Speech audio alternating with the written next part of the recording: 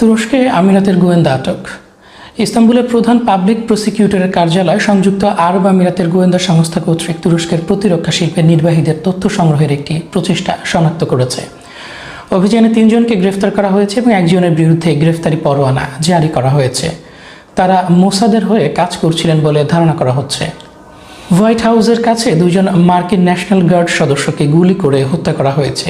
Police জানিয়েছে একজন সন্দেহভাজনকে ঘটনাস্থল থেকে আটক করা হয়েছে। সন্দেহভাজন ব্যক্তি হলেন রাহমানুল্লাহ লাখানওয়াল, বয়স 29।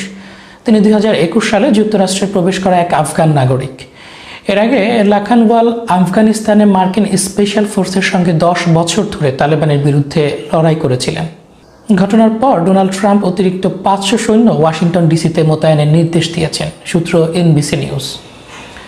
আফগানিস্তানকে পৃথিবীর নরক বলে আফগান অভিবাসন স্থগিতের ঘোষণা দিলেন ট্রাম্প। ওয়াশিংটন ডিসিতে 2 জন ন্যাশনাল গার্ড সদস্য গুলিবিদ্ধ হওয়ার ঘটনার পর প্রেসিডেন্ট ট্রাম্প আফগান অভিবাসন নিয়ে কঠোর পদক্ষেপের ঘোষণা দিয়েছেন। তিনি বলেছেন, আফগানিস্তান পৃথিবীর নরক। ট্রাম্প ঘোষণা দিয়েছেন আফগান নাগরিকদের অভিবাসন সংক্রান্ত সব ধরনের আবেদন ও প্রক্রিয়া অনির্দিষ্টকালের জন্য স্থগিত থাকবে এবং পূর্বে যারা এসেছে তাদেরকেও খতিয়ে দেখা হবে। দেশের নিরাপত্তা ও জনগণের সুরক্ষা এখন সরকারের সবচেয়ে বড় অগ্রাধিকার, সূত্র ডেইলি টাইমস। ইউক্রেনের আসন্ন পরাজয়ের আশঙ্কা, কিয়েভে কঠোর বার্তা দিলেন মার্কিন সেনাপ্রধান। ইউক্রেনের রাজধানী কিয়েভে এক উচ্চ পর্যায়ের বৈঠকে যুক্তরাষ্ট্র সেনাবাহিনীর প্রধান ড্রিসকল সতর্ক করেছেন যে ইউক্রেনীয় বাহিনী খুব দ্রুতই মারাত্মক দুর্বল অবস্থায় পড়ে যেতে পারে এবং তাদের সামরিক পরাজয় নিকট ভবিষ্যতে ঘটতে পারে। বৈঠকে তিনি জানান, রাশিয়ার সামরিক অগ্রগতি দিন দিন শক্তিশালী হচ্ছে আর যুক্তরাষ্ট্র আগের মতো অস্ত্র গোলাবারুদ পাঠাতে সক্ষম নয়। এতে ইউক্রেনের যুদ্ধক্ষেত্রের অবস্থান আরও সংকটাপন্ন হয়ে উঠেছে।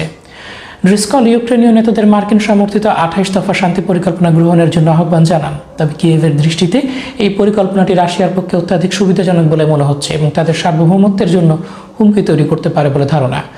বৈঠকে আলোচনা উত্তপ্ত হলেও তা আনুষ্ঠানিক সৌজন্য বজায় রেখেই শেষ হয়। পুরো ঘটনা প্রকাশ করেছে এনবিসি নিউজ।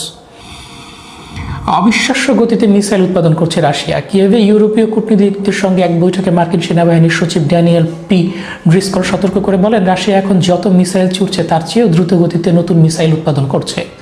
ফলে একটি বড় মজুদ তৈরি হচ্ছে যা ইউক্রেন সহ অন্যান্য ইউরোপীয় দেশের জন্য বাড়তি হুমকি হয়ে উঠতে পারে। ড্রিসকল এই সতর্ক বার্তাটিকে ব্যবহার করেছেন ট্রাম্প প্রশাসনের শান্তি পরিকল্পনা এগিয়ে নেওয়ার জন্য।